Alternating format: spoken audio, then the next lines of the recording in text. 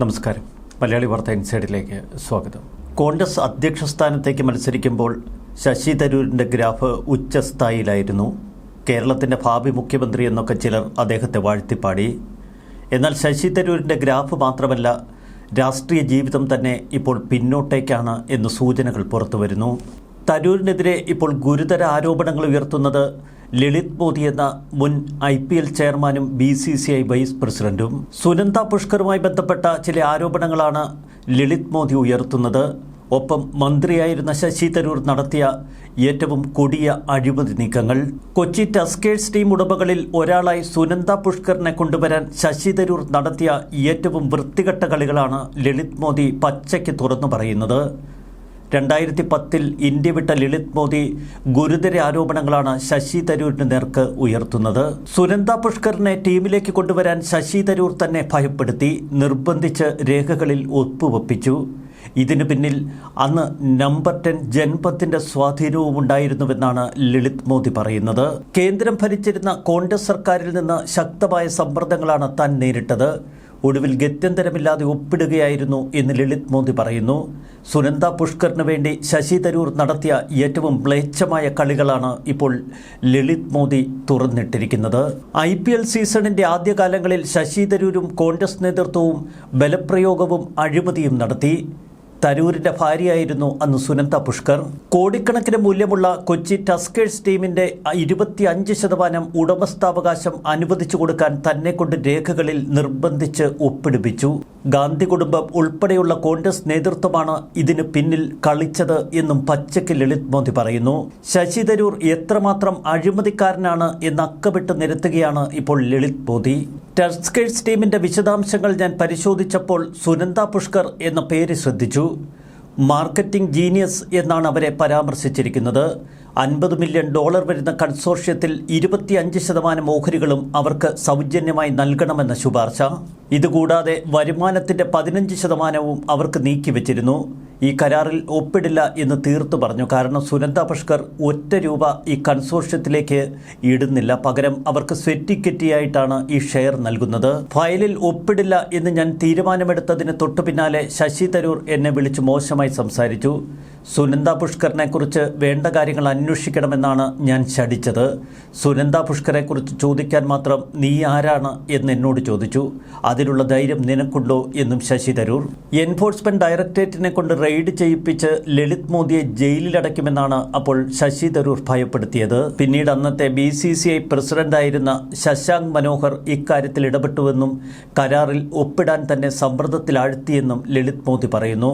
ശശാങ്കൻ പറഞ്ഞത് നമ്പർ 10 ജൻപത്തിൽ നിന്ന് നിരവധി കോളുകൾ തനിക്ക് ലഭിച്ചുവെന്നാണ്. തന്റെ എതിർപ്പുകൾ ഒട്ടും വകവയ്ക്കാതെയായിരുന്നു ഒടുവിൽ ഈ ഫയലിൽ ഞാൻ ഒപ്പിട്ടത്. ഇക്കാര്യങ്ങൾ യോഗത്തിന്റെ മിനിറ്റ്സിൽ കൃത്യമായി രേഖപ്പെടുത്തിയിട്ടുമുണ്ട്. 2010 IPL സീസണോടെ സാമ്പത്തിക ക്രമക്കേടുകളും അച്ചടക്ക ലംഘനവും ഉൾപ്പെടെ നിരവധി കുറ്റങ്ങൾ നിരത്തി BCCIയിൽ നിന്ന് ലളിത് മോദിയെ സസ്പെൻഡ് ചെയ്തു. കുറ്റക്കാരനാണ് എന്ന് തെളിഞ്ഞതോടെ 2013 മുതൽ ആജീവനാന്ത വിലക്കും ഏർപ്പെടുത്തി. 2011 സീസണിൽ മാത്രമാണ് കൊച്ചി ടസ്കേഴ്സ് IPLൽ കളിച്ചത്. വാർഷിക ബാങ്ക് ഗ്യാരണ്ടി നൽകിയില്ല എന്ന കാരണത്താൽ പിന്നീട് കൊച്ചി ടീമിനെ IPL ഒഴിവാക്കുകയും ചെയ്തു. സുനന്ദ പുഷ്കറിന്റെ പശ്ചാത്തലം അന്വേഷിക്കാൻ ശ്രമിച്ചതാണ് തനിക്ക് വിനയായത് എന്ന് ലളിത് മോദി പറയുന്നു. അതിനു പിന്നിൽ കളിച്ചത് ശശി തരൂരാണ്. ശശി തരൂരിന് കേന്ദ്ര സഹമന്ത്രി പദവി നഷ്ടപ്പെടാൻ ഇടവരുത്തിയ കൊച്ചി ടസ്കേഴ്സ് വിവാദവുമായി ബന്ധപ്പെട്ടാണ് ഇപ്പോൾ ലളിത് മോദിയുടെ ഈ പുതിയ വെളിപ്പെടുത്തൽ. കൊച്ചി ടസ്കേഴ്സിന്റെ ഉടമകളായ റെൻദാവു കൺസോർഷ്യത്തിൽ പ്രവാസി വനിതയായ സുനന്ദ പുഷ്കർക്ക് 4.7% വിയർപ്പ് ഓഹരിയുണ്ട് എന്നറിഞ്ഞപ്പോൾ സംശയം തോന്നിയെന്ന് നേരത്തെ ലളിത് മോദിയുടേതായ ചില പ്രസ്താവനകളും വന്നിരുന്നു. ഈ കരാറിൽ ഒപ്പിട്ടതിന് പിന്നാലെ ഓഹരി വിഹിതത്തെക്കുറിച്ചുള്ള വിവരങ്ങൾ ലളിത് മോദി ട്വിറ്ററിലൂടെ പുറത്തുവിട്ടു. വിവരങ്ങൾ പുറത്തായതോടെ രാജ്യത്ത് വൻ രാഷ്ട്രീയ വിവാദം ആളിക്കത്തി. തുടർന്ന് തരൂരിന് കേന്ദ്ര മന്ത്രിസ്ഥാനം നഷ്ടപ്പെട്ടു. 2010 IPL സീസണിലെ സാമ്പത്തിക ക്രമക്കേടും അച്ചടക്ക ലംഘനവും അടക്കം കുറ്റങ്ങൾ ചുമത്തി BCCI പദവിയിൽ നിന്ന് ലളിത് മോദിയെ സസ്പെൻഡ് ചെയ്തിരുന്നു. അന്നത് വലിയ വിവാദങ്ങൾ ഉയർത്തിവിട്ട സംഭവമായിരുന്നു. IPL വിവാദവുമായി ബന്ധപ്പെട്ട് ഒട്ടനവധി വെളിപ്പെടുത്തലുകളാണ് ഇപ്പോൾ ലളിത് മോദി നടത്തുന്നത്.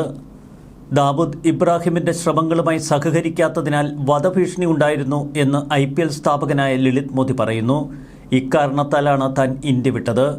തനിക്കെതിരെ ഒരിടത്തും കേസില്ല. ഇന്ത്യയിലേക്ക് മടങ്ങിപ്പോകാൻ ഒരു നിയന്ത്രണവുമില്ല.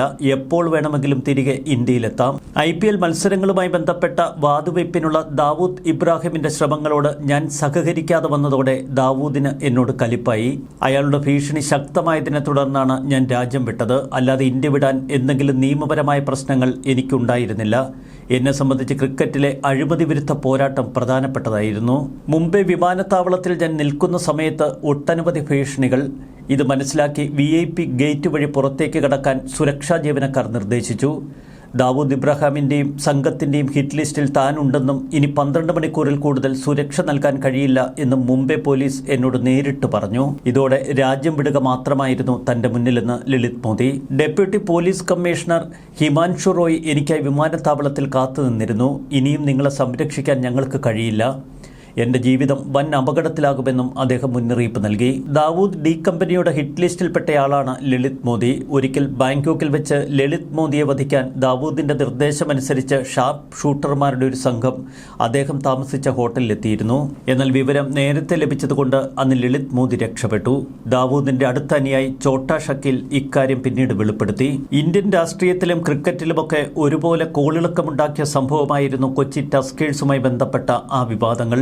നിയമപരമായി ശശി തരൂരിനെ പ്രതിക്കൂട്ടിലാക്കുന്ന നിരവധി തെളിവുകൾ അന്ന് കോൺഗ്രസ് സർക്കാരിന് മുന്നിലുണ്ടായിരുന്നു.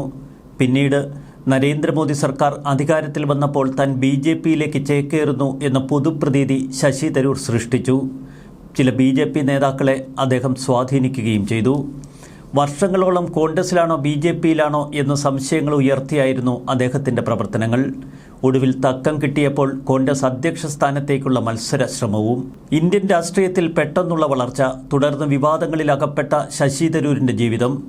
വ്യക്തിജീവിതത്തിലും വിവാദങ്ങൾ വിളിച്ചു വരുത്തുന്നതിൽ ഒരു ലുപ്തതയുമില്ല ഈ തരൂരിന്. കേരളത്തിലും തരൂരിൻ്റെ ഗ്രാഫ് കുത്തനെ ഉയർന്നപ്പോൾ ആളുകൾ അടുത്ത മുഖ്യമന്ത്രി പദത്തിലേക്ക് നേരെ ശശി തരൂരിനെ പ്രതിഷ്ഠിച്ചു. എന്നാൽ ജനങ്ങളുമായി അടുത്തിടപഴകുന്ന ഒരു നേതാവായി മാറാൻ ശശി തരൂരിന് കഴിയുന്നില്ല. കോൺഗ്രസ് സംഘടനാ പ്രവർത്തനങ്ങളിലോ എന്തിനേറെ തെരഞ്ഞെടുപ്പ് പ്രവർത്തനങ്ങളിലോ ഒന്നും ഒരിക്കൽ പോലും സജീവമായി പങ്കെടുക്കാൻ ശശി തരൂർ താൽപ്പര്യവും കാട്ടാറില്ല. വിശ്വപൗരൻ, വലിയ പ്രാസംഗികൻ എന്നൊക്കെയുള്ള പൊതു ഇമേജിൻ്റെ പുറത്ത് ഗ്ലാമർ ലോകത്ത് ജീവിക്കുകയാണ് ഇപ്പോഴും ശശി തരൂർ. അതുകൊണ്ട് തന്നെ ശശി തരൂരിൻ്റെ ആ ഉയർച്ച ഇപ്പോൾ കീഴ്പോട്ടാണ് എന്ന് പറഞ്ഞു വെക്കേണ്ടി വരും. ലളിത് മോദിയുടെ ആരോപണങ്ങൾ അവിടെ നിൽക്കട്ടെ. കൊച്ചി ടസ്കേഴ്സുമായി ബന്ധപ്പെട്ട് നിരവധി ആരോപണങ്ങൾ അന്ന് തന്നെ ഉയർന്നു കേട്ടതാണ്. ശശി തരൂർ അത്ര നിഷ്കളങ്കനല്ല എന്നു വ്യക്തം. ന്യൂസ് ഡെസ്ക് മലയാളി വാർത്ത ഇൻസൈഡ്.